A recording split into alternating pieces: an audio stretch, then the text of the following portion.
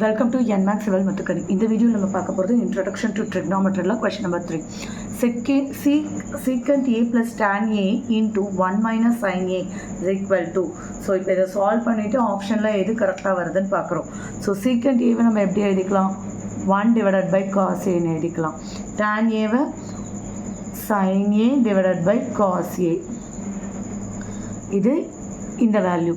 So இதுக்கப்புறம் என்ன பண்ண போகிறோம் 1 minus sin A இருக்குது. ஸோ நியூமரேட்டரோடு தான் இருக்குது, டினாமினேட்டரில் எதுவுமே இல்லை. ஸோ மேலே இருக்கிறதோட மல்டிபிள் பண்ணுறோம்.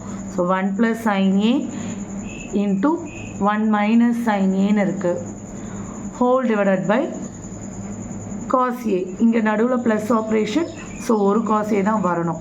ஸோ இது ரெண்டுத்தையும் மல்டிபிள் பண்ணால் A square minus B square. So 1 minus sin square A divided by cos A. அது என்ன வரும் cos square A.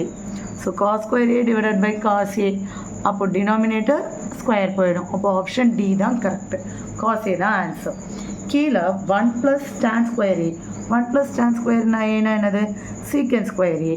1 plus cot square Aனா cosecant square A. So அதை நம்ம இப்போது sin cosன்னு மாற்றிட்டோம் அப்படின்னா 1 by cos square A divided by 1 by sin square A. டினாமினேட்டருக்கு வந்து ஃப்ராக்ஷனாக இருந்ததுனால நம்ம என்ன பண்ணுவோம், ரெசிப்ரோக்கல் எடுத்துகிட்டு போவோம். ரெசிப்ரோக்கல் எடுத்துகிட்டு போகும்போது sin square A divided by cos square Aன்னு இருக்கும். சாரி 1ன்னு வரும். இங்கே sin square by cos squareங்கிறது என்னது tan square.